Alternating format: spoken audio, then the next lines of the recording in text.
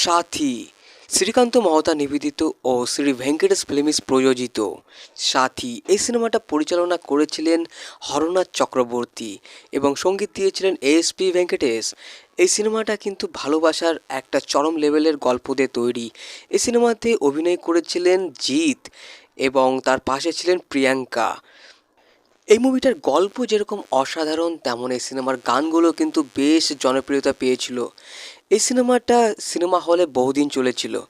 সিনেমাটা আমার মনে হয় তখনকার জেনারেশনের ছেলে মেয়েদের কিন্তু খুবই ব্যাপকভাবে ভালো লেগেছিল এবং এই জেনারেশনের ছেলে মেয়েদেরও আমার মনে হয় যারা এই সিনেমাটা দেখেছে তাদেরও হয়তো বেশ লেগেছে। এই সিনেমাটার গল্পটা হচ্ছে গ্রামে থাকা একটা ছেলের। সে একেবারে সাধারণ ঘরের ছেলে এবং সে গান গাইতে এবং গান শোনাতে খুবই ভালোবাসে। সে গ্রামে থাকে তার মায়ের সঙ্গে এবং তার একটা ছোট ভাইও থাকে। সে শহরে আসে আর শহরে এসে গুন্ডাদের পাল্লায় পড়ে যায়।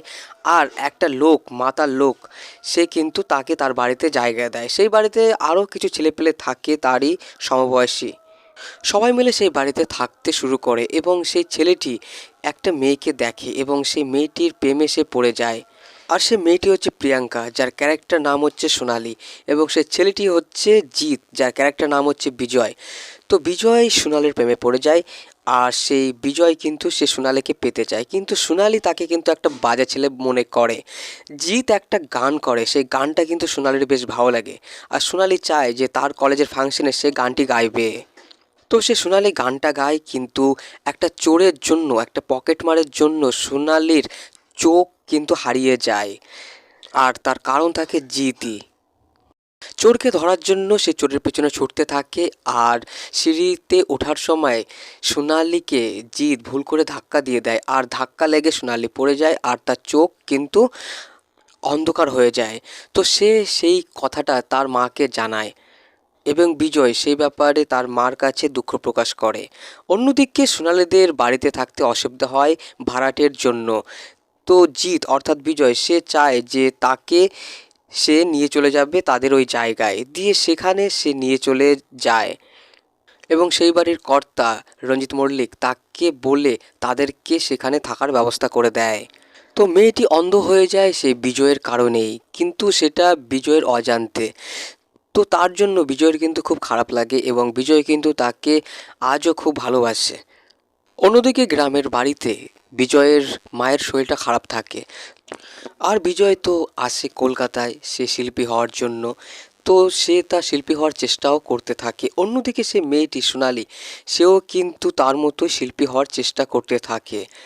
তো জিৎ অর্থাৎ বিজয় সে কিন্তু একটা জায়গায় গানের সুযোগ পেলেও সে কিন্তু সেখানে কিছু করতে পারে না। বিজয় চেষ্টা করে যে সোনালি যাতে আবার চোখে দেখতে পায়। তো তার জন্য সোনালিকে ডাক্তারের কাছে নিয়ে যায় এবং ডাক্তার বলে যদি কেউ চোখ দেয় তাকে তাহলে সে আবার দেখতে পাবে। তো আমি বলেছিলাম বিজয়ের মা গ্রামের বাড়িতে অসুস্থ। তো বিজয়ের মা মারা যায় আর কিন্তু বিজয়ের কাছে খবর চলে আসে, বিজয় চলে যায় বাড়িতে। বাড়ি গিয়ে তার মায়ের কাজ করে সে কিন্তু চলে আসে আবার কলকাতায় এবং কলকাতায় এসে সে কিন্তু সোনালির চোখের ব্যবস্থা করে দেয় তার ওই মায়ের চোখ দিয়ে। কিন্তু চোখ লাগানোর জন্য সোনালিকে আলো দেখানোর জন্য কিন্তু অনেক টাকার প্রয়োজন ছিল।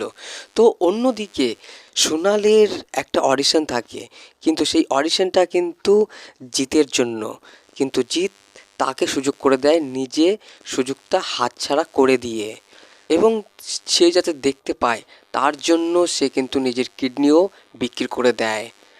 কিন্তু সোনালি অর্থাৎ প্রিয়াঙ্কা সে কিন্তু প্রথমে ভাবতো যে জিৎ একটা বাজে ছেলে, একটা মারামারি করা বাজে ছেলে, কিন্তু সে জানতো না যে এই সেই ছেলে যে ছেলের কাছে সে থাকছে এবং সেই ছেলে তাকে এত উপকার করেছে। তো কিডনির জন্য তাকে যেতে হয়েছিল অনেকটা দূরে। তো সে যখন তার কাজ করে ফিরছিল তখন কিন্তু স্টেশনে একটা ভুল লোকের পাল্লায় পড়ে তাকে কিন্তু জেলে যেতে হয়েছিল। আর ততদিনে সেই সোনালি অর্থাৎ প্রিয়াঙ্কা সে কিন্তু সেই সুযোগটা পেয়ে সে কিন্তু বড় মাপের শিল্পী হয়ে যায়, তার কিন্তু নাম, টাকা পয়সা সব কিছুই হয়ে যায়। জেল খেটে সে যখন ফিরে আসছিল তখন সে গাড়িতে বসে থাকা কিছু ছেলে মেয়েদের তার ব্যাপারে বলছিল। তো তো সোনালীকে সে রাস্তায় দেখতে পায়, সোনালী গাড়ি করে যাচ্ছে, কিন্তু তাকে কিন্তু সে চিনতে পারে না এবং জিৎ অর্থাৎ বিজয় সে কিন্তু গাড়ির পেছন পেছন ছুটতে থাকে। আর দেখা যায় সোনালী তার বড় গাড়ি নিয়ে একটা জায়গায় ঢুকে পড়ছে, আর সেখানে গেটে জিতকে অর্থাৎ বিজয়কে কিন্তু আটকে দেওয়া হয়েছে। জিত বাড়াবাড়ি করলে জিতকে মেরে গেটের বাইরে বের করে দেওয়া হয়।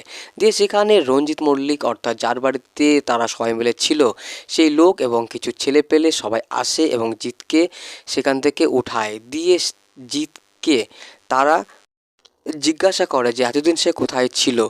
দিয়ে সব কিছু তারা তো জানতোই। দিয়ে সে রঞ্জিত মল্লিক সে কিন্তু প্রিয়াঙ্কার কাছে যায় এবং প্রিয়াঙ্কার কাছে গিয়ে তাকে জিতের ব্যাপারে অর্থাৎ বিজয়ের ব্যাপারে সব কিছু খুলে বলে।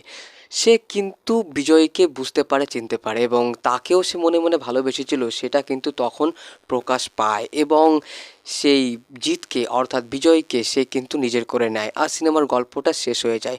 তো বন্ধুরা, এই ছিল সিনেমার সংক্ষিপ্ত কাহিনী। আশা করি আপনাদের গল্পটা বুঝতে সমস্যা হয়নি। যদি ভুল ত্রুটি হয়ে থাকে আমাকে ক্ষমা করবেন। এই সিনেমাটা পরিচালনা করেছিলেন হরনাথ চক্রবর্তী, সঙ্গীত দিয়েছিলেন এসপি ভেঙ্কটেশ। এই সিনেমাটা শ্রী ভেঙ্কটেশ ফিল্মসের ব্যানারে তৈরি হয়েছিল। এই সিনেমাটার বক্স অফিস 9 কোটি প্লাস, আর সিনেমাটার বাজেট ছিল 1 কোটি প্লাস। সিনেমাটা মুক্তি পেয়েছিল 14ই জুন 2002 সালে। তো অ্যাকচুয়ালি এটা অনেকটা পুরাতন সিনেমা, কিন্তু আমার মনে হয় সিনেমাটা আজও লোককে পছন্দ করে। সিনেমাটার গানগুলো ছিল খুবই অসাধারণ। লাইক কমেন্টস অবশ্যই করবেন এবং নতুন হয়ে থাকলে সাবস্ক্রাইব করবেন এবং বন্ধুদের সঙ্গে শেয়ারও করবেন।